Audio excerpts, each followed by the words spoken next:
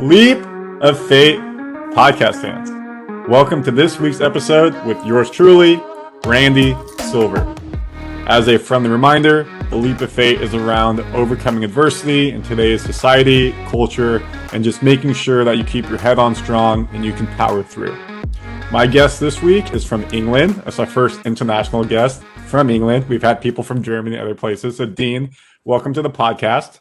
Let me give people a quick introduction of how we met. I joined a group called Pod on Facebook, and it's 4,000 people plus, and it's all around people who want to be interviewed for podcasting or host a podcast trying to find guests. I added my podcast to it, talked about what I did, and Dean was one of the first people who reached out to me, and he left me this message. So let me read it for you guys. Hey, Randy, I would be happy to chat as a guest on your show. I think I could help with a few topics. One, I lost a I lost a six-figure business, went bankrupt, was depressed, was suicidal, overcame this, and now through adversity and overcoming it, I'm now one of the leading mindset coaches and international speakers. I speak openly with my challenges and how I overcame them, and I would love to come on and share with my audience how you can overcome your challenges too. So we connected, we talked. I thought this was great. I've dealt with a lot of adversity in my life. We all have dealt with adversity. And I think it's great to hear different perspectives. Obviously, for you guys out there, depression, suicidal, just want to say this conversation could get a little bit deep. If that is something, maybe this isn't the right podcast for you, go back and listen to something different. Just to be fair, don't want to create any type of trauma or flashbacks you may have. But, I really want to dive into Dean. As you guys know, on this podcast, we really don't leave any stone unturned. We dive deep into the questions. We really want to get to know the guests, their situations, and how they overcame it. So that way you, the listening audience out there, can, overcome what's in your life. Before we bring Dean in, just want to say, as I always do before we get in, listening audience, thank you so much for listening every week. You guys truly are the best fans out there. Hashtag Loft Gang. Thank you so much. We now have Dean a part of the Loft Gang, so let's welcome him in. Dean, welcome to the podcast. Thank you very much, Randy. It's a pleasure to be here. So happy to have you. So you're in England. Tell the audience a little about yourself. Let's get some background into who Dean is. Okay, so my background, I built a corporate career in sales and marketing for a good proportion of my life. I then left the corporate world and set up my own business with my wife. We had a real estate development and investment company here in the UK. And then, over the things that happened in my life and my experiences, I ended up kind of spending a lot of time researching myself and trying to understand who I was and what my purpose was. And I now spend my time coaching other business owners and entrepreneurs who are either feeling stuck in their journey, so maybe struggling with some of the things that I went through, and speaking about business in general and my story and some of the key things that you've already mentioned, so mindset, how to be resilient, overcome adversity and things that happen in your life, and how to get to where you want to be and decide what that is. And I love that. I really think a mindset can go a long way. If you think negatively or you have this negative mindset, it's very hard to break the habits that you're in, or it's very hard to get yourself to where you want to go if you're just going to have that devil guy on your shoulder being the one to bring you down. So it seems like that you're able to help people and coach people to overcome that type of mindset and understand where their successes are and to improve those. Yeah, for sure. I discovered in my time, if you like, both in business and also in the personal development world, that for most business owners and entrepreneurs, it doesn't matter the industry, it doesn't matter the age, to be honest, but for most business owners and entrepreneurs, there's about 5 things that they struggle with the most. And those 5 things are responsible for killing more dreams and businesses than, anything else. You can put pandemics and financial crisis and all those sorts of things, but these 5 things kill more businesses than anything else. Things like procrastination, perfectionism, fear of public speaking, fear of rejection, fear of failure. Those 5 things hold people back, particularly in business and as an entrepreneur, more than anything else. And so Can you say those 5 things again, just so the audience can just make sure they got them all correct? Yeah, sure. So procrastination, perfectionism, fear of public speaking, fear of failure, fear of rejection. Got it. And those five things are what hold people back. Is there Yeah. one of those five that is bigger than the other that you find? Um, I don't think they're bigger than the other. I think there's a few that are interlinked. So, for example, if you're struggling with perfectionism, then it usually leads to a pattern of behavior that also includes procrastination. Hmm. So, if you've got beliefs around the fact that everything needs to be perfect before you take some action, then it ultimately leads to procrastinating because you don't take any action because it's never going to be perfect. There's never a perfect time to do anything, and I talk about my own experiences in those. I lost a business in the last financial crisis in 2008, but there were people who started a business then that's now, they're Hmm. now billion-dollar brands. So Yeah. there's never a right or a wrong time. It's all about how you see things. You said earlier about your mindset becoming your reality, and that's definitely the case. And that's something I've learned significantly over the last 10 years. Yeah. And is that what you wanted? Did you eventually want to go from, you said you're a corporate sales manager, sales rep, go in from corporate to entrepreneurship, or is that something that just naturally happened? No, it was a decision, and it was driven by you know I'd always had I always believed certain things about myself, even from being really young. I'd always had this belief that maybe I wasn't quite good enough, or um, I had this like imposter syndrome that's become a word that's used a lot now, but wasn't really talked about when I was younger. And so that drove me to become kind of what I would class as an overachiever. I strove to succeed in everything I did. So, whether it was education, sport, my career, whatever it was, I always strove to be the best I possibly could at everything. And the problem with that, that was a driver for me. So that took me through my career. The problem with it, though, is that it's never ending. There's never a Yeah. point where you draw the line and say, okay, now I feel good enough. Now I feel successful. It's always when then. It's always, well, when I've done this, then I'll feel like that. And then you Yep. get there and you don't. So then you set another goal. Well, it must be when I reach this. And so my journey from the corporate world, even though I'd, built a successful career from the outside, in sales and marketing, I was a national sales manager for a blue chip company in the UK. Managed a sales team up and down the country. 7-figure budget, expense account, company car. I still didn't feel good enough. I still didn't feel, my self worth was still low. And so my reason for setting up a business was it was another when then. I decided that, well, maybe the only way to prove this is to do it for myself. I'm Mm. successful using somebody else's business and system and selling their products and services. Well, what happens if I do it myself? And that'll make me feel successful, and I'll be happy then. And I'll prove to everybody, including myself, that I am good enough.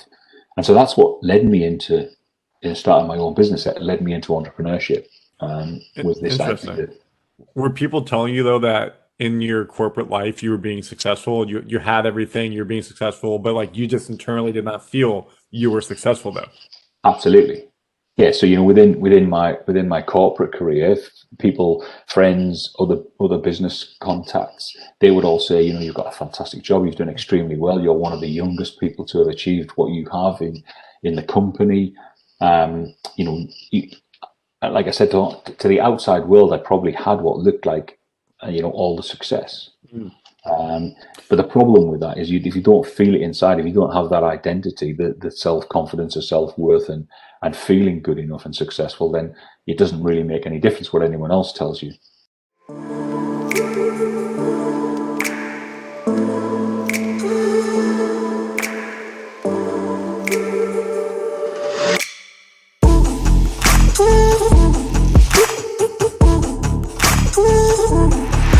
Let's take it back to 2008, where you said you started your own company. A lot of people who do listen to this podcast are entrepreneurs or people looking to start business or side hustles, things like that. So can you kind of talk about just briefly how you took leap of faith, the leap of faith, I like to say that, the leap of faith to corporation to entrepreneurship and what it took, the resources, how you made that happen, building up a six-figure business, and then the downfall of it, unfortunately. So I think that's a good place to start. Okay, so kind of, I made the decision to move into entrepreneurship simply because I was unhappy. I was like, well, I still don't feel successful. I still don't feel happy. I still don't feel like I'm worthy. I'm good enough. I need to prove this. So I'm going to do it using this strategy. I'd read some books along the way in the corporate world that I'd been introduced by other people. One of those books is a book called Rich Dad Poor Dad by Robert Kiyosaki. And he talks in there one of his key assets. So he talks about assets and liabilities, and one of his key assets is around property. And so it kind of, it just resonated with me. And I was like, okay, this, it sounds interesting. I'm going to explore this a little bit. And that whole journey from kind of idea, if you like, to ending up building a business came about because the first step in that process was we made a decision, my wife and I, that we'd always wanted to build our own home. So we made a decision that's what we'd like to do. So we started to investigate what that would look like. Along the way, as I said, we met some people, and we were supposed to meet them at that particular point in time in our journey, and they were also looking to do the same. And the first kind of opportunity, if you like, came about because we were both actively looking for somewhere that we could build our own home. And what happened was we together between us, we were coming across opportunities to build that were outside our financial reach at the time.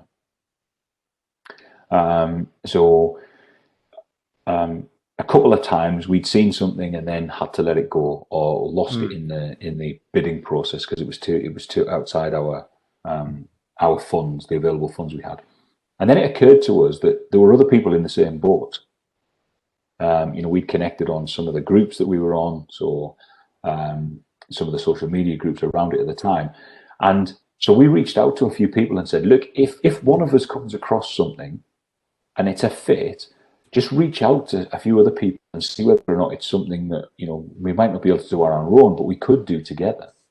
Got it. And that was what started it. And so what happened was a couple who were also looking to build a home, they found a site which was outside their reach financially as well. But they approached us and said, look, this could work if you're interested in having a look. We had a look and we agreed that that's what we would do. So we pooled the funds, we split the site. So we bought it as one site and then we split it into two sites, if you like, and we each built a home.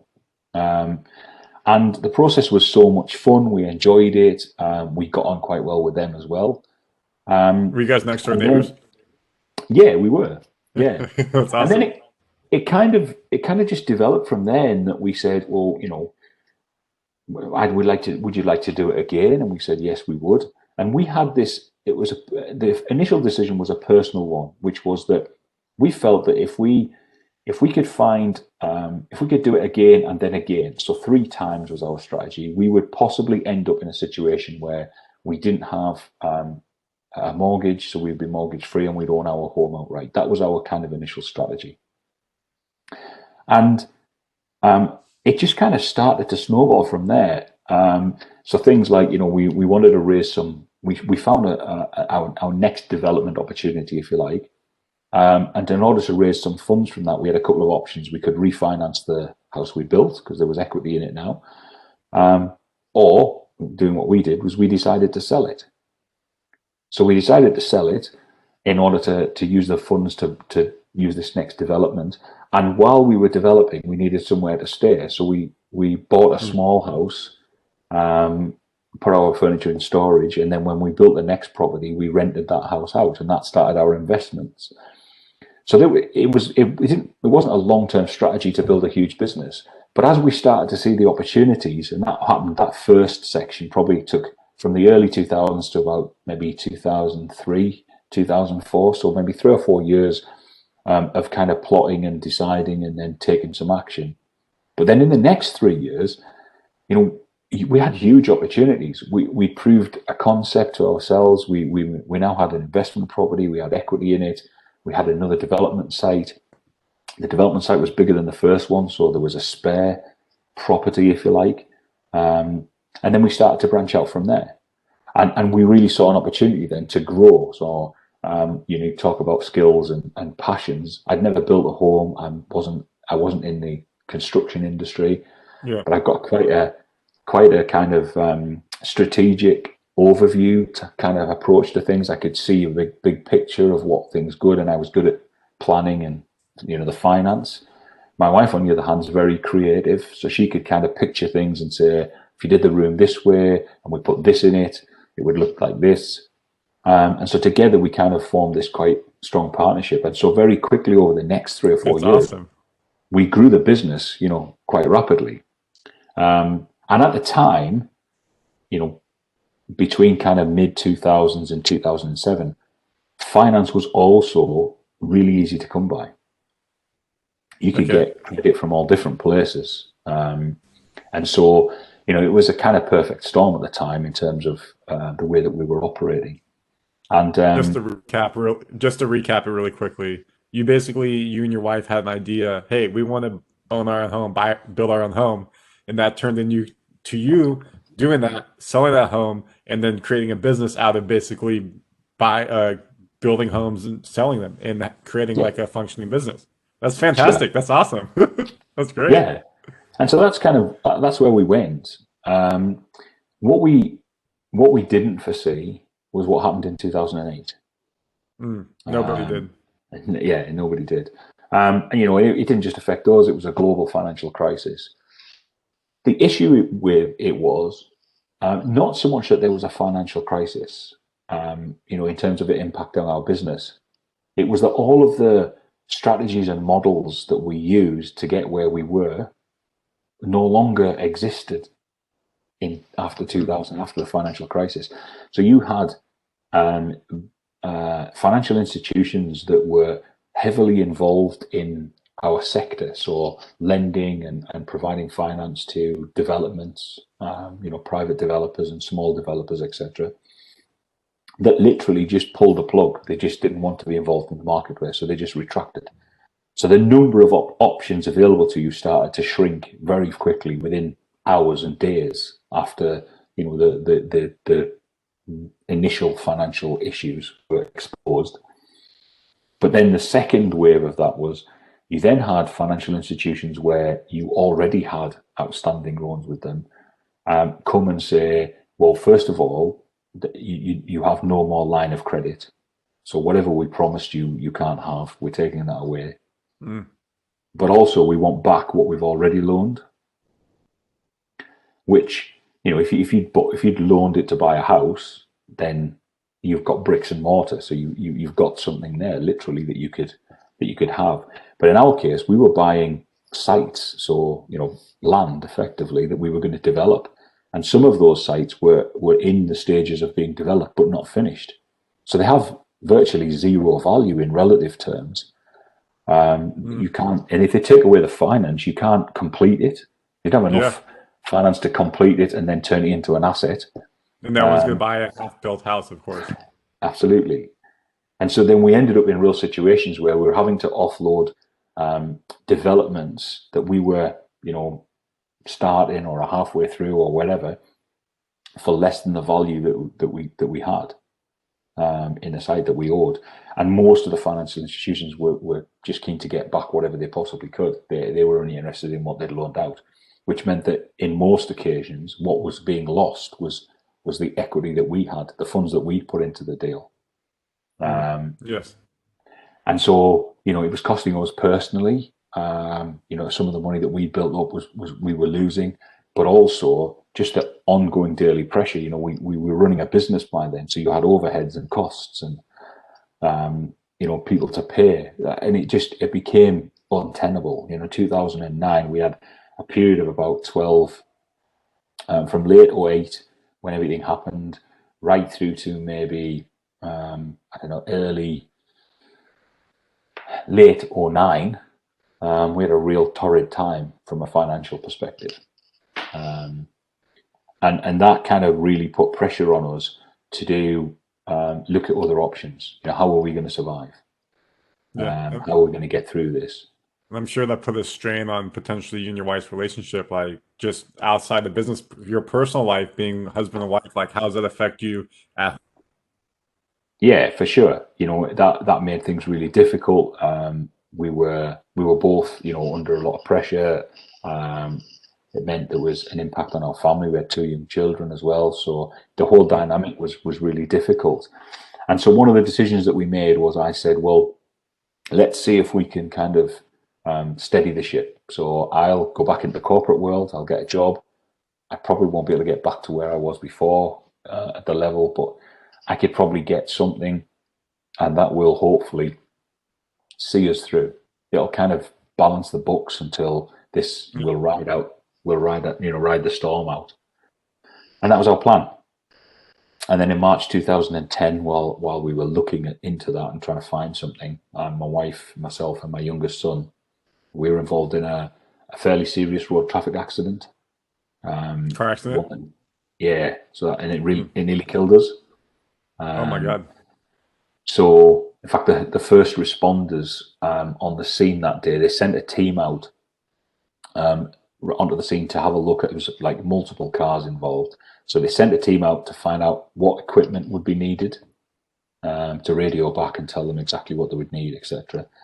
And the first responders on the scene that day had said, you know, this is a major incident. We need all the things we would normally need for a major incident. But there's one car in particular where we don't think anyone survived. And that was our car. That was the car that we were in. Wow. They didn't think we'd made it. We obviously did survive. But what that meant was we had about maybe 6 or 7 months of physical recovery. So the idea I had of going back into the corporate world and getting a job Was gone. ended for, and it was again, you know, stopped for another 7 months. My wife obviously couldn't work either, so she was physically injured. And so the extra 7 months of zero revenue coming in and us bleeding money every month anyway, just on, you know, surviving and living even at home, aside from everything else, it left us, you know, nowhere to go from a financial perspective. That's how I ended up bankrupt. We literally had nothing, and I went that route to protect one thing, and that was I promised that, you know, by then we built another house, so our kind of forever home, if you like, and I promised that we wouldn't lose that, whatever happened. And so I went to see someone who was a bit of a financial expert, and he said, "Look, these are your options. You can stay and fight and see if you can survive it, but you might lose your home, or you can make some very tough decisions about what you can lose and what you can't." And we worked through that with him, and that ended up putting us in a position where we could keep the home, but I would need to virtually lose everything else. So you'd have to move into that home, but like every other asset that you had that would have to get sold to fund stuff. Yeah, yeah, That's a tough and decision. That's a very yeah, tough decision.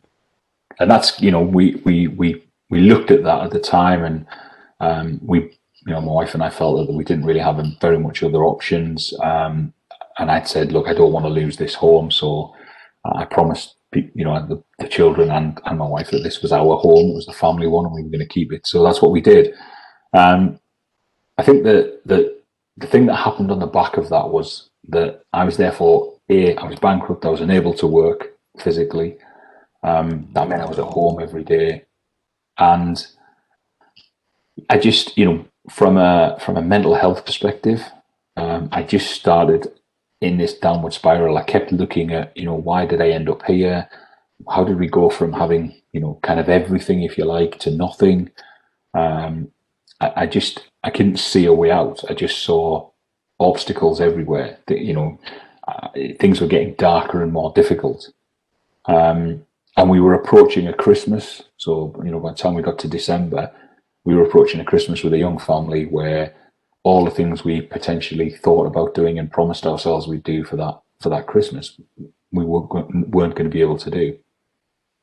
And I think, you know, society, we talked earlier on about society conditioning young people to go in a certain path. I think that over time society is getting better now, I think, but society has also conditioned most men that we don't talk about, the struggles that we have. We don't talk about our emotions. We don't talk about mental Yep. health. And I certainly was in that category. I didn't, even though I was really struggling at the time, I didn't tell anybody. I didn't talk to my wife, didn't talk to my kids about it. I didn't talk to my parents or anybody for that matter. Mm-hmm. I kept it to 100%. myself. And that kind of just made things worse over time. And it culminated with, in December of 2010, I got up one morning. It was about 2 weeks before Christmas, and I'd said to my wife that I need to go out and get some fresh air. I need to clear my head. I need to just kind of have some space alone, just to think about, okay, what can we do? Where can we go from here? How do we move forward?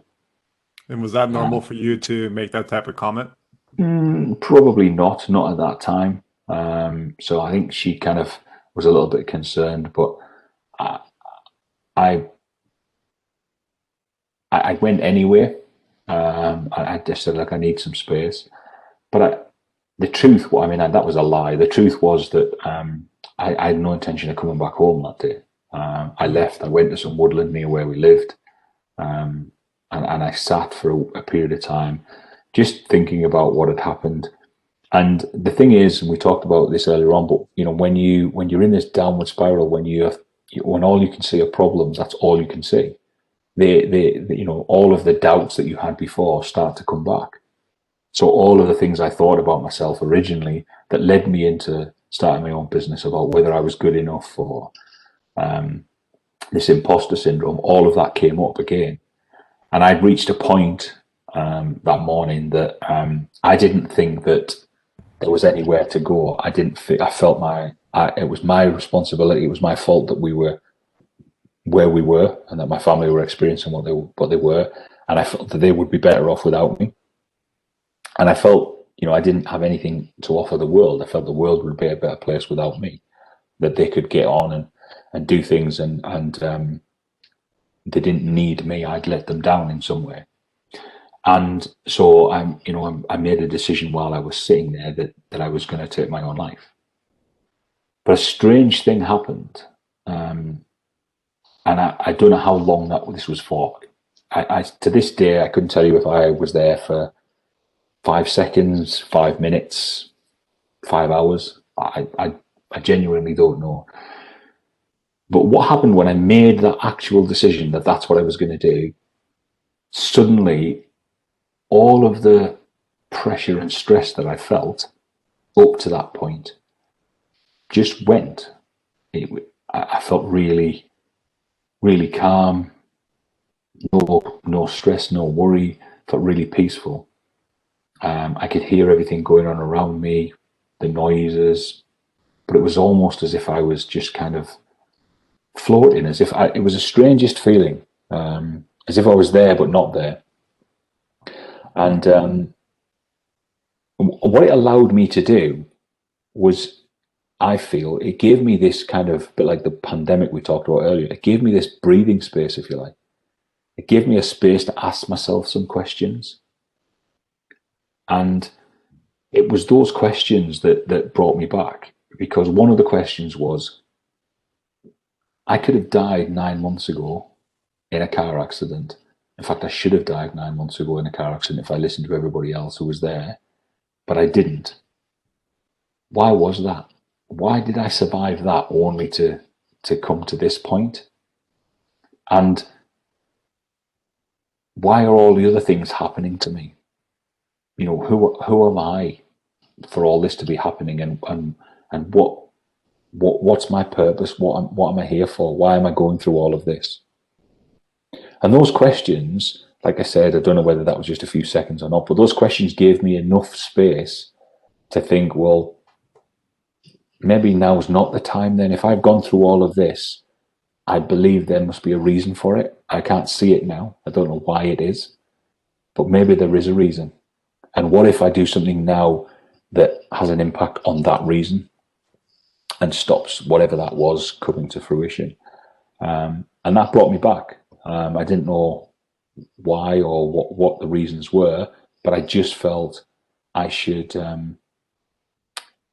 I should explore that. I should find out more about myself. And so the next bit of my journey was all about me exploring me.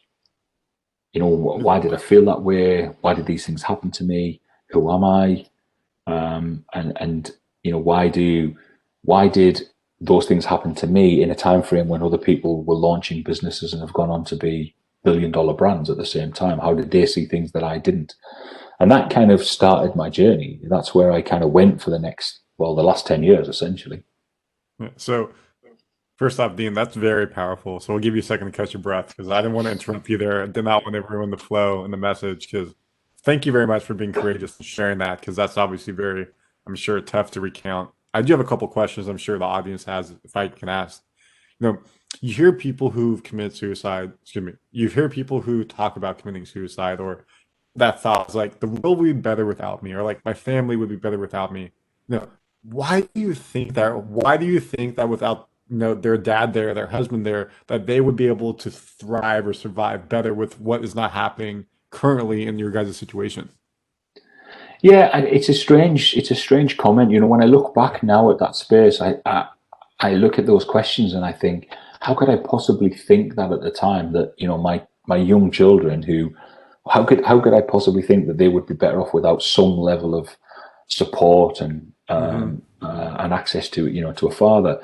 But I think when you're in that space at the time, I have this saying now when I coach people that when you're in the picture, it's really difficult to see the frame. Mm. You can't step out and see this bigger picture. You can only see what's right there. And all I could feel in those times was my own pain, if you like, and the pain that they felt, or the pain that I perceived they were feeling at the time.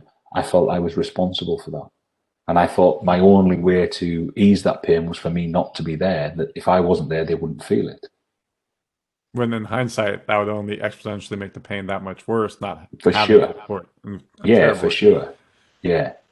And you know, when when I share my story now, when I talk to people, I have had people come up to me and say, you know, that really resonated with me. You know, I've had those thoughts, or I've been in that place before, and I often talk about that. That, you know, when we're in that space, it's really difficult to see anything else. We you know, it seems obvious that, well, if I'm causing the pain and I remove myself, then the pain goes away. But actually, that's not the case. Hmm. If we feel we're causing the pain, but we remove ourselves, actually, we increase the pain for them. We Yeah. make it potentially worse than better. And so, you know, that's one of the things I talk about when I'm talking to people who've had similar thoughts or felt similar things to me in So, those spaces. and then when you had those thoughts and then you went back home, did you immediately share with your wife, hey, like I just had a transformational life experience, like this is what almost has happened? Or were you like, I can't talk about this because again, you weren't talking about how you're feeling. How am I going to tell her about this and drop it? Yeah, so no, I didn't. You're right. I didn't tell her. A few things happened. So first of all, I came home. I went back into the office. I needed something to, I don't know, maybe some level of inspiration. I'd read during my journey from, you know, corporate, even when the corporate world, I was a big reader. So from the corporate world into working for myself, my own business, I'd read other books. So I talked about, you know, Rich Dad, Poor Dad, and various other things. But I took a book from the bookshelf in the office, our home office, um, just looking for something, I think, to kind of inspire me to continue or to move forward. The book was called Think and Grow Rich, and I'd read it several times before, but never really actioned it or got anything from it. But the copy I took was a copy that my son bought me in 2008, just before the financial crisis. Our last family holiday together, we went to Australia and spent 3 weeks touring and traveling around. And then on the way back home, my son bought me a copy of that book, Think and Grow Rich, at the airport to read on the plane home as a gift. And so I took that copy from the shelf. I think it was just because it had some kind of emotional connection to it. It meant something to me. And I took that copy and I started to read it. And I say this often now, but I saw things in that book that day that I'd never seen in that book before. Hmm. Now, obviously, they were always there. I think, Yes. but I think that what happens is we don't see things in the book that weren't there. We see things in ourselves. So we're Hmm. reading it with a different set of eyes, Yeah. and You can and relate it in a that's different way. Yeah. yeah, and that was certainly the same for me. And I started to see some things in there that really got me questioning even more. Okay, the things that Napoleon Hill talks about around persistence and resilience and mindset and some of those elements, I was like, okay, so if that's true, if all of what he says is true, then I should be able to implement that. How do I go from where I am to implementing that? It can't just be an overnight thing. And so that book became part of my journey. It sits on my shelf. It's right next to me. That's why I keep looking across to the left.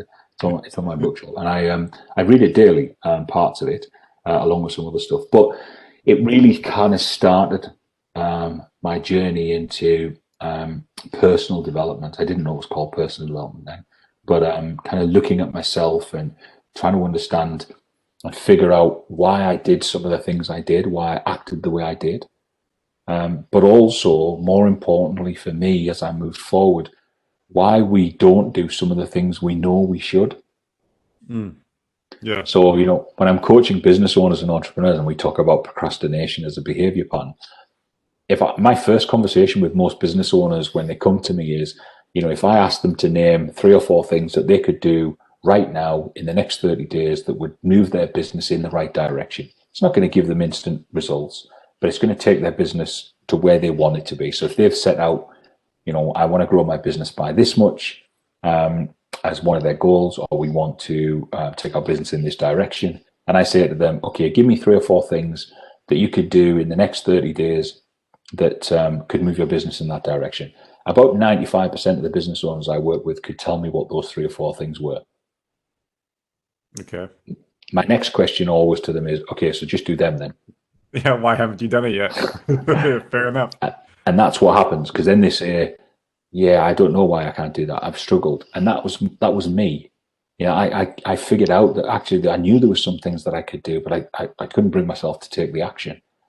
And that started me, later on in my journey to really delve into that aspect and say, okay, so let's try and figure this out then.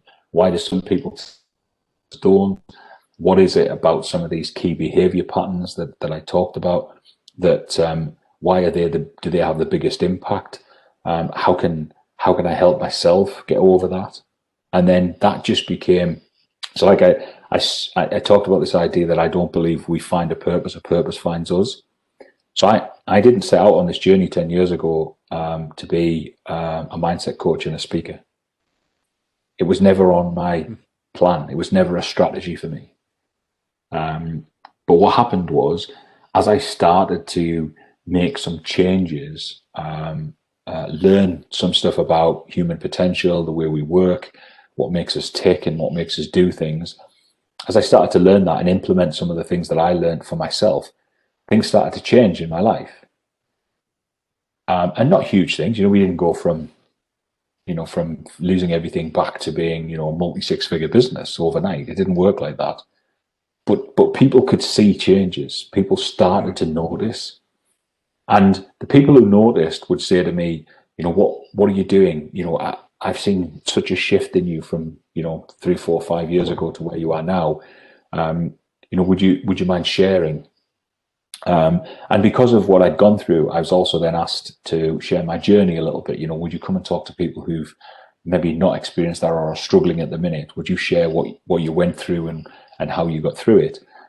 And that started me kind of sharing my story. And that was just with, business contacts. I got asked by a few people that I knew if I would go in and talk to people in their company about it. So you almost fell into becoming like a business coach, not like, hey guys, here I am, let me coach you. People saw it and they wanted you to share it, which is unique and interesting. Yeah, so it literally happened that way that, eventually people would come to me after I'd shared my story and say, that really resonated with me. Could we have a coffee, or would you share, that bit you talked about, this part of your journey? that really resonates with me. Could you share what you did there? And I share it, and they'd say, okay, so, you know, do you think if I implemented this, do you think that might help?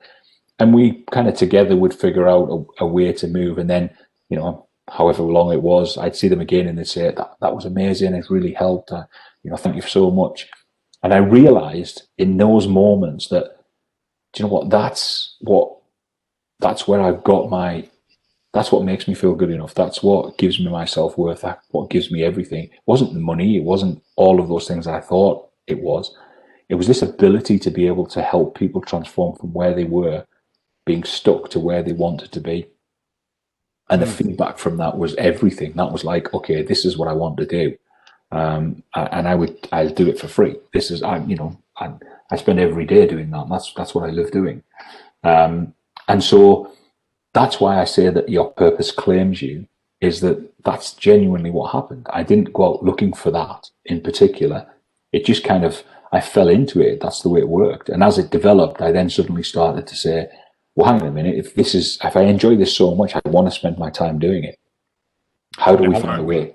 How do we monetize it so that way I can now support myself off of it? Yeah, absolutely. How do I find a way to do that, you know, as a living rather than just, you know, on the side on an evening, and how do I make that work? And that's kind of genuinely what happened along the way. And that's what led me to where I am now.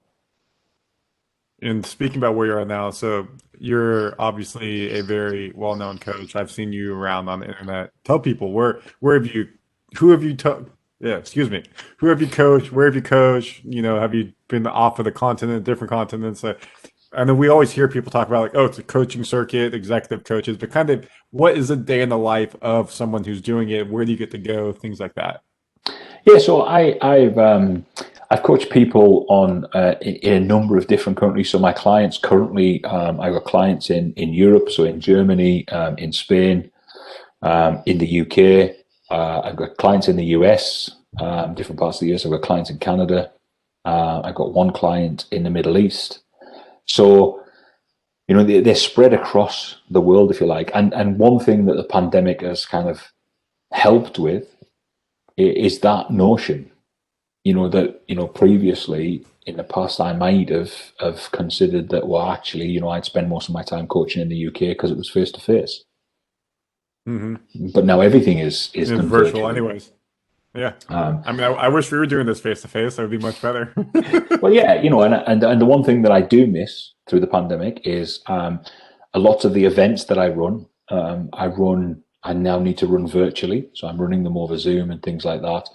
And I do miss those. You know, I miss running those face to face and the live interaction of the audience and working with people in that way. But it's given me an opportunity to have a wider audience. And I ran an event 2 weeks ago. I don't know where we are now. Last weekend, I ran an event last weekend, a live virtual event. We had attendees on there from the US, from Canada, from the Middle East, from Spain, from Germany, from the UK, from Ireland. You know, there was no way we'd run a live event and had people from all those different places in one place. I'd have had to run an event in all different areas. Yeah, it's impressive.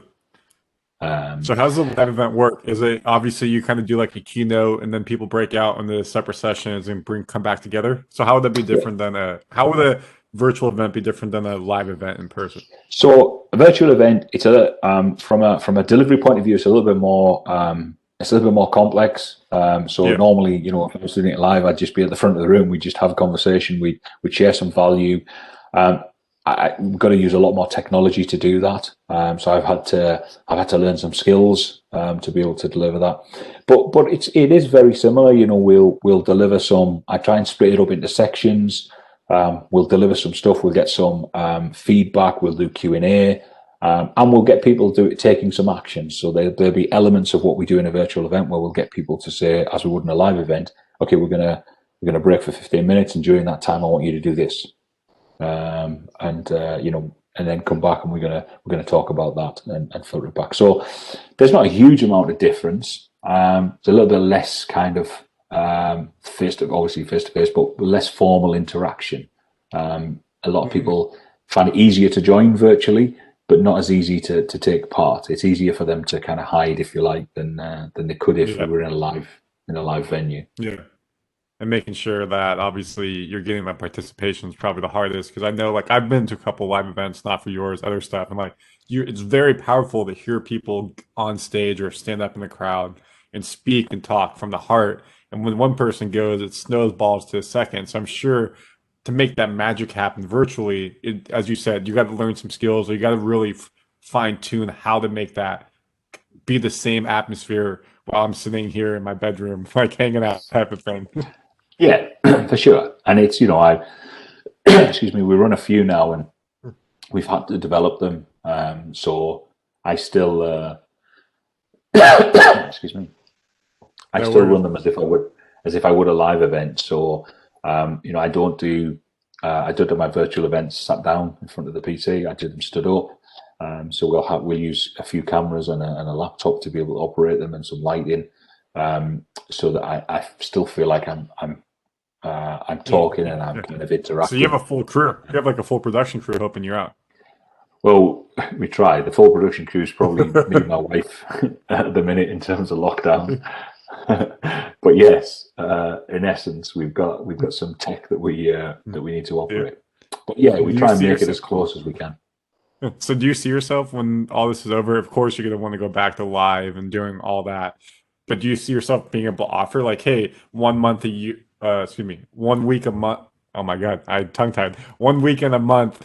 Hey, here's a virtual event. If you can't make the live events, go this. Or do you think it would cannibalize your own business by offering stuff like that? And I think that in terms of a live scenario, I will always go back to doing some live Yep. events. I certainly miss that, the interaction of that. But I think that it's presented us with a huge opportunity. So the number of clients I have has grown virtually, and I can coach people from all over the world in this scenario. And also from a virtual event, we can have people attending from all over the world, so we can have a bigger impact and reach more people. So I spent some time over the last year looking at how we can develop hybrid programs that involve some coaching with me, but also some self-study elements as well, so that we can have a bigger impact. We can help more people from around the world with some of those key issues and concepts. And if people wanted to find you and learn that and learn more, where would they be able to find you at? Yeah, so they can get me. I can get me direct at my website. So there's a couple of options there. You can go to deanfoxcoaching.com, or you can go to deanafox.com. Both of those will get you to me. Or you can reach me on most of the social media channels. So I'm on Instagram and Facebook, just at Dean Fox Coaching. Got it. Easy. I like the name, Dean Fox. 2 syllables, straightforward. That's Makes right. it Yeah, it's easy. nice and easy. Yeah. As we round third, we have a couple minutes left here. I think you've done a great job of presenting a holistic view of where you came from, overcoming the struggles, and getting here. If people are just turning in, and you're like, "Hey, Dean, here's a 2 minute synopsis of what people should take away from it," what would that be?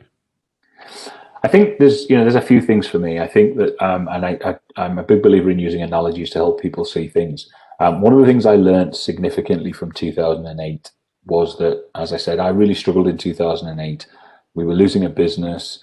Everything seemed to be going downhill. All I saw were obstacles. At the same time as that, there were people launching businesses. Uber and places and companies like that were launched during that last financial crisis, and are now billion-dollar brands. And so I learned something valuable from there.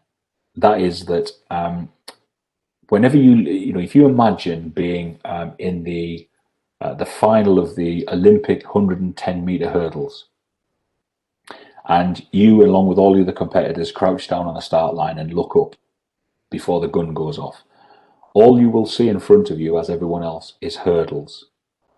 And that's what I saw in 2008. But those people who succeed in the 110-meter hurdles are those people who decide whether those hurdles are in their way or on the way to where they want to be. Mm. And so it's an absolute certainty that you will face hurdles and challenges in your journey, your life, or however you want to call that. The question you need to always ask yourself is, are these hurdles in my way? or are they on the way to where I want to be? Because if they're on the way, I can find a solution. If they're in the way, I'll just see more of them. And so that was a huge lesson for me. The That's very second thing I would, powerful. That's very, yeah, very powerful. and I think the second thing I'd like people to take away is this idea that wherever you are in your entrepreneurial journey, I don't care whether you're just starting out as a brand new entrepreneur, whether you're earning a full time living, whether you're a 6 figure earner, whether you're a 7 or an 8 figure earner. It doesn't make any difference where you are on your journey. It, Asking for help, asking for support, whether that's in the business world from other people who've been there, whether that's from coaches or mentors or people around you, either from a business perspective or from a personal perspective, so around mental health or anything like that. Asking for help is not a weakness. Yes. It shows a real strength of character to be able to do that. I use a lot of sporting analogies, but all of the world class sporting athletes have a team around them who they go to say, I need help with this. I need to improve this. How can I do this? How can I get better at this? They have no shame in kind of seeking out help and support in order to be better. And yet we perceive it, the general public perceive it in general to be a weakness. And yet I believe it shows real character strength. It shows that you want to get better and you want to achieve great things, and therefore you should always reach out and ask for support and help along the way.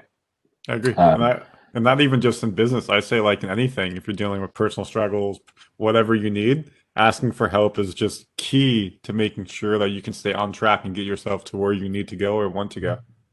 yeah, 100%, 100%. And the third and final thing for me is that perspective, and it goes back to the analogy of the hurdles. Perspective is everything.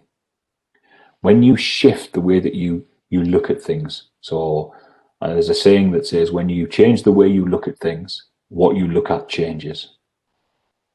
And that's so true. When you shift your mindset and you start to see things differently, everything changes. So the reason you see it differently is because your reality changes accordingly. So in the same way that, when I was really struggling in 2008 and losing a business, there were people launching businesses. That was because they saw things differently. It was just a change in their mindset. That's so much prevalent now, particularly through the pandemic. There Hmm. will be people who are really struggling right now to see a way out. Yet now there are as many opportunities as there ever were, if not more. I agree. If you've got, Like a the right, e-commerce rise of that, like people are making something out of nothing. yeah, absolutely. So if you've got the right mindset, and I think it starts with that. For me, mindset is everything. You've got the right mindset, you'll find ways to do things. Tony Robbins has a great saying that says, we don't lack resources. We're just not resourceful enough. Mhm. There's a way Yep. around everything. If you don't have it, you can find it. There's a way to do something if you're resourceful enough. And I'm a big believer in that. And that comes from this shift in mindset. And I use again my own example. 2000, like I said, I run live events. So 2019 we had a busy year of live events and speaking. And in 2020, I wanted to double that. I wanted to speak twice as much as we had, run twice as many live events. And obviously the pandemic stopped it all. Mm. And so we had to look at things differently. And yet, if I look at the number of speaking engagements that I had in 2019, I've probably done more speaking engagements in maybe November, December, and January of 2020 and 2021 than I did in the whole of 2019. So we Mm. haven't just doubled it in a year. We've probably done 4 or 5 times as many speaking engagements, but that's because we looked at it different. It was like, well, what can we do? How can we get to speak to people? So I've been on Facebook Lives in other groups. I've been on podcasts. I've spoken Hmm. to, people from all over. I've done virtual summits. I've run my own virtual events. So there's any number of ways that you can achieve the result that you want if you're willing to change the way you look at things. Yeah, and I think that takes it back to tying it all together is 2008, you would have saw a hurdle. 2020, you won the race and went over that hurdle with how you Yeah. prospectively saw it.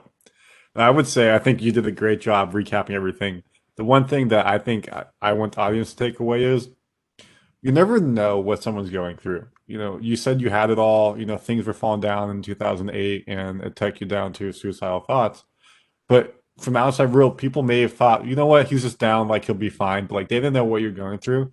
I think we see a lot of decisiveness out there in the world nowadays on internet, trolling in the world. Obviously, what was happening in America a couple of weeks ago with what was at the Capitol. And you never know what someone's going through. It's really important to take that into account before you go out there and make that snide mark or before you go out there and judge someone.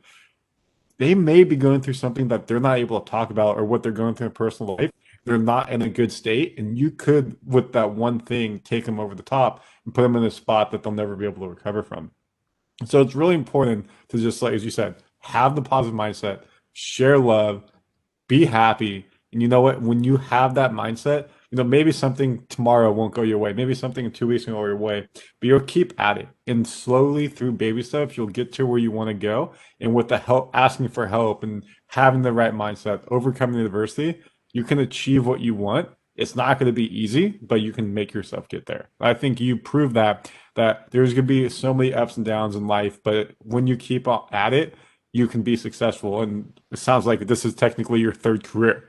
Like a lot of people I speak to, like Julia 2 weeks ago, if you guys remember her, she became a coach for business people as well. It was her third career. So if you're not in or happy in your current career, it doesn't mean you're stuck in that career the next 50, 60, 70 years of your life. Make the change today and do what you can do to get yourself to where you want to go. For sure. Absolutely. Yeah. 100%. Yeah. And I have one last question for you as well. This has been burning in the back of my head. I wanted to save it for the end.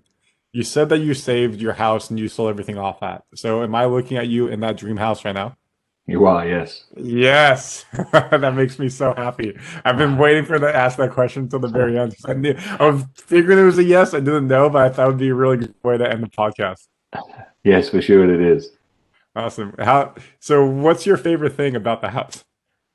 Um, That's a good question, actually. I think my favorite thing about the house is that, well, two things. One is that because we built it, designed it, it was designed around the way that we live our life. So there's little things in there that kind of fit with that. But we have kind of a central area in the home, and we have quite an open plan kitchen that leads into a fairly large family room. And so we've always kind of difficult in pandemic times, but we've always kind of had a lot of people. So we host a lot of dinners. We have a lot of friends around and family together, and so we should spend a lot of time in just that space, like home, the heart of the home, effectively. And our house was built with that in mind specifically. No, I think it's very serendipity. And if you haven't done it yet, I just probably gave you a really good marketing tactic. Talk about that story at the end of your virtual presentations. Hey guys, I'm sitting in the beacon of light that I saved through all this time. You guys can have that beacon of light too. I think it's a Sure. really cool full circle story. It is. You're right. Yeah, I'll take Yeah. it away. I love it. So Dean, thank you so much for coming on the podcast today. Everyone out there, again, my name is Leap of Fate.